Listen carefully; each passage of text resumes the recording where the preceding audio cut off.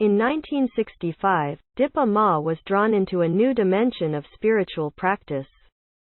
In anticipation of Munindra's return to India, the Venerable Mahasi Sayadaw told his student that since he was going back to the land of Siddhis, psychic powers, he should know something about them. He wanted to train Munindra in the Siddhis, but Munindra was too involved in teaching to undertake Siddhi practice himself. Instead, Munindra decided to train others, partly as an experiment to prove that the Siddhis were real. For this purpose he chose his most advanced students, Dipa Ma and her family, and trained them directly from the Vishdumagga. Munindra knew that psychic powers are not only amoral, but also potentially seductive. There is a great risk of their misuse unless a student's moral development is secure. Dipa Ma was chosen not only for her powers of concentration but also for her impeccable morality.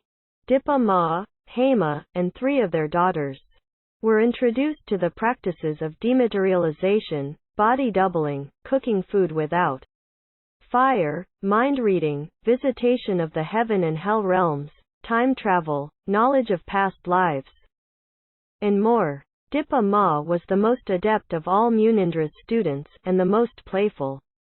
It has been said that she nonchalantly arrived at her interviews with Munindra by walking through a wall, or spontaneously materializing out of thin air, and that she came to master all 5 categories of supernatural abilities.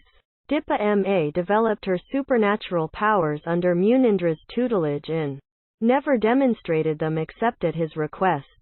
Such powers are achieved not through insight, meditation, but through concentration practices, in which the mind enters a deep state of absorption known as a jhana. While she was doing jhana practice, Dipa Ma could enter any of the 8 classical jhanic states at will and stay in it as long as she wanted.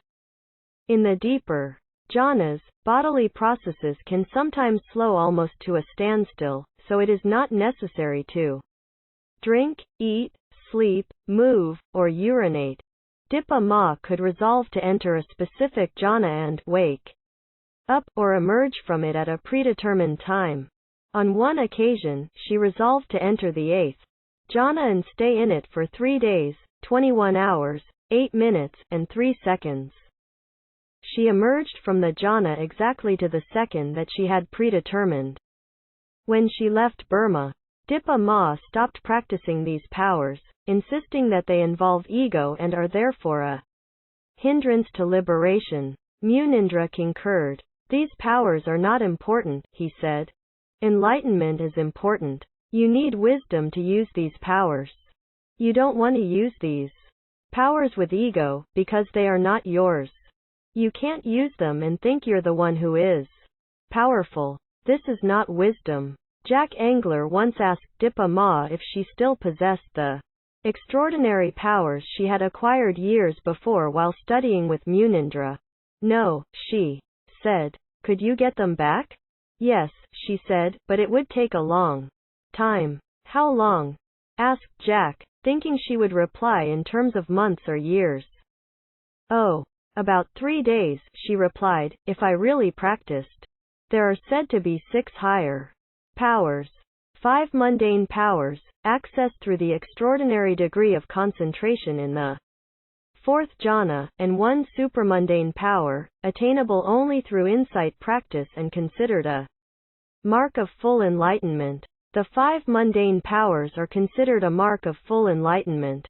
The 5 mundane powers are found in all the shamanic and yogic traditions, and occur spontaneously. To a lesser extent in some individuals. They are said to be supernatural powers, the ability to transform one of the 4 basic elements of the physical world, earth, air, fire, and water, into another. Divine ear.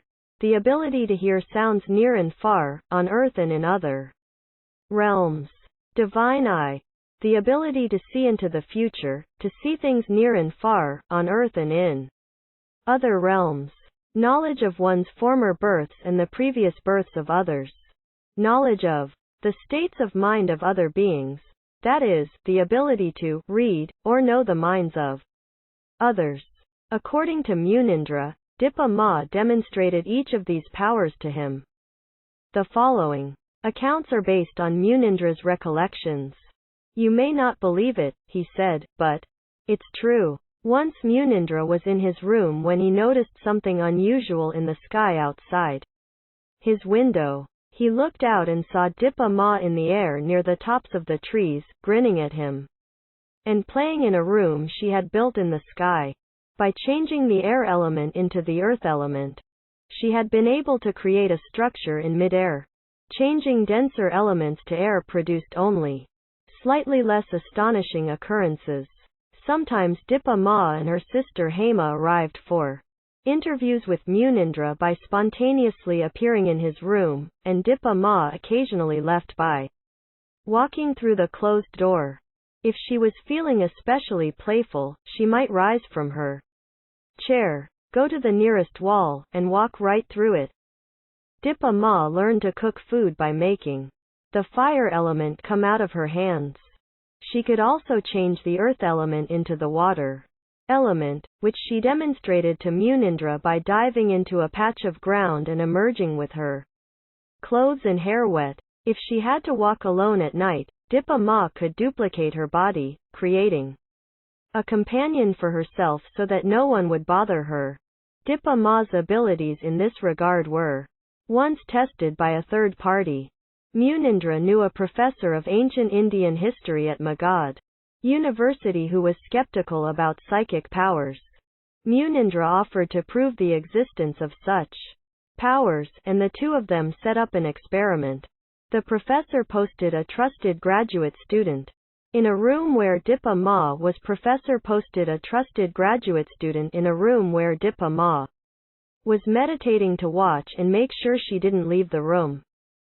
On the appointed day, the student verified that Dipa Ma never left her meditation posture, and yet, at the very same time, she appeared at the professor's office 10 miles away and had a conversation with him. Dipa Ma and Hema once used their extraordinary powers in tandem to move a bus. One afternoon in Rangoon, they were waiting at a bus stop. When the bus finally arrived, over an hour late, they realized they were going to miss their engagement some distance away. Because it was important to arrive on time, they both began to concentrate and got the bus back on schedule. During the samadhi, absorptive state, Munindra explained, they made resolutions and moved the bus even while sitting in it. They shortened the time and distance.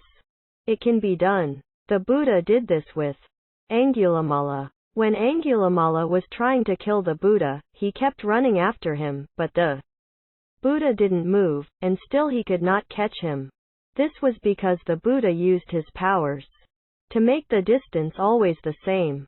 When the Burmese diplomat U Thant was about to become the new Secretary General of the United Nations, Munindra, knowing that U Thant would give an acceptance speech, asked Dipa Ma to go into the future and remember the content. She recited the speech, and Munindra recorded it. A month later, according to Munindra, U Thant gave the exact speech, word for word, just as Dipa Ma had predicted. Beyond time and space, Dipa Ma said she could go back to the time of the Buddha and listen to his sermons. When I asked her how she did this, she smiled and said, I went back mind moment by mind moment. I must have looked stunned, because she smiled and said, oh, you don't have to do that for nibbana, enlightenment, to happen. Then she laughed and added, it was really fun. It just takes a lot of concentration. The look in her eyes when she said this, she looked so free, so pure. Michelle McDonald to see with the divine eye. Dipa Ma could look inside the body and describe exactly how the brain and heart functioned, with scientific accuracy and at a level that clearly exceeded her own education. She described new devices created in different parts of the world. She would tell Munindra about a new invention, what it looked like, what it was for, where it was kept. Munindra had developed ways of testing his students' abilities, and when he checked up on Dipa Ma's descriptions,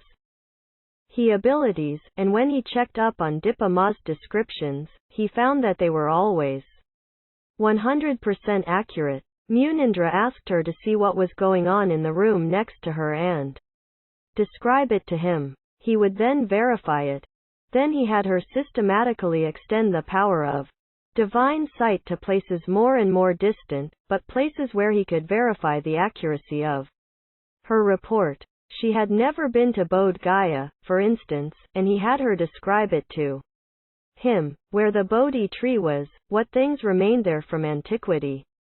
He had been temple superintendent for many years and knew intimate details of the site.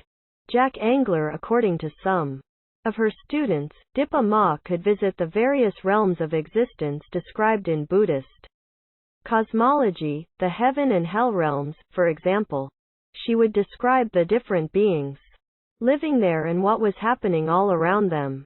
Once in a while, she would offhandedly refer to her travels to other dimensions. Heaven realm during the 3-month retreat at Insight Meditation Society. On one of those crystal clear autumn days in New England when the sky is blue, with a few puffy clouds and the trees are a display of light and flames and color, we took a walk outdoors. We were sitting by a lake on a rock, and the lake was reflecting all these colors.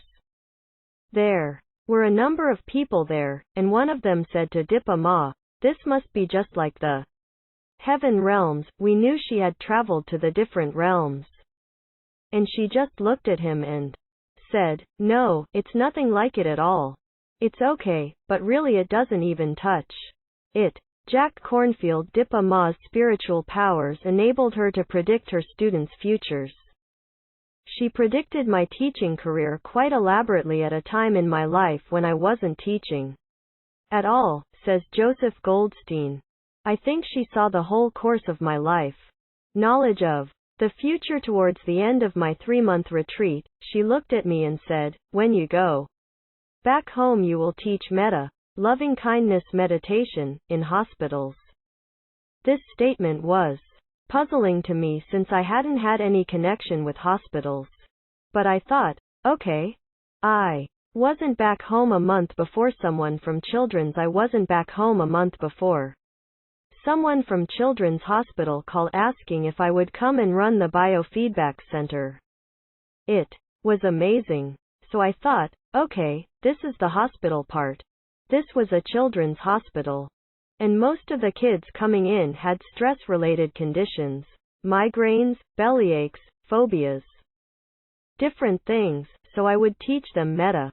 I was doing biofeedback as the context, but I was really teaching them how to do loving kindness for themselves and for their critters and for other kids. I wondered if she sent the job or just knew it was coming.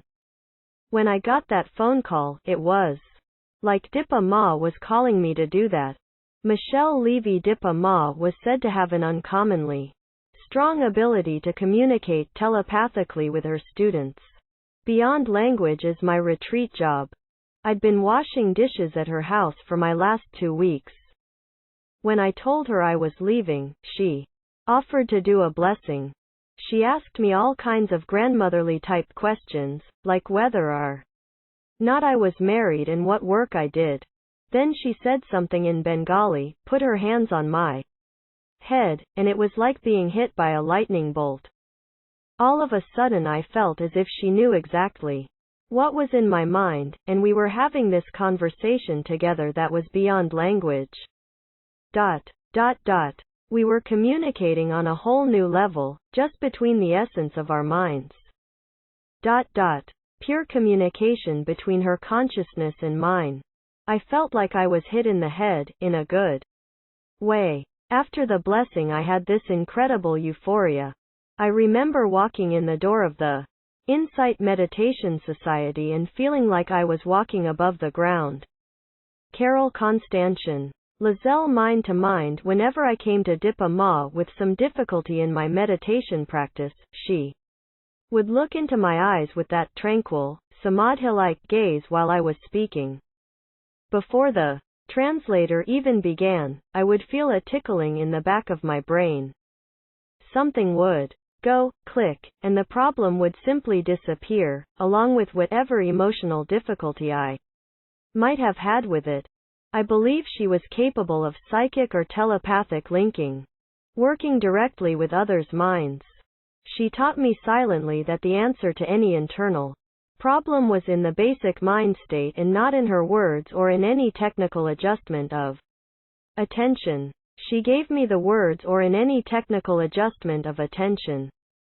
She gave me the answer to my difficulties by sharing another state of consciousness in which that problem simply didn't exist. It was a sudden, instant shift, like a psychic chiropractic adjustment. Daniel Butemi enduring smile. I had been studying and training in India for an extended period of time and was going through a lot of difficulty in my life. I was scheduled to return to the States to teach the 3-month retreat at IMS. On my way out of the country, I decided to stop in Calcutta and see Dipa Ma. It was, I remember, a terribly hot day, 110 degrees and smoggy and dirty. I paid my respects to her, and we spent a little time talking. As I got up to go, she gave me her usual big bear hug, and then she said a blessing. I got down on my knees, which made me about equal to her in height. For her extra special blessing, she would take her hands in, stroke your head and your whole body, blow on you, and say Buddhist prayers at the same time. It seemed like a very, very long blessing. At first it just felt kind of nice, but as she kept going, it started to feel better and better. By the time she was done, everything felt lit up and open. And I was just grinning from ear to ear. Go and teach a good retreat for all of those people, she said. Go with my blessings. It was like grandmother sending you off with her good wishes. I left her place, walked out into the sweltering Calcutta summer, and caught a taxi to Dum Airport. It took about 2 hours to get there, with the guy leaning on the horn the whole way, dodging between rickshaws and traffic and fumes and pollution and incredible heat and humidity and poverty and filth. Finally I got to the airport and went through customs, which meant another hour of standing in line with people looking through my stuff and grilling me and stamping my documents. I finally got on my plane and took the 2-hour flight to Bangkok. Bangkok airport looked like the Los Angeles airport. It was huge.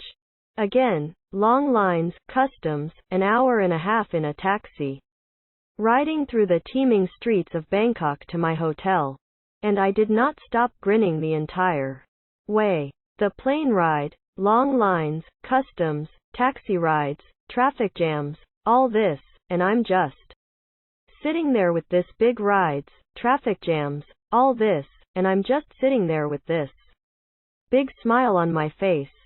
It just would not wear off. It was extraordinary. Jack Cornfield.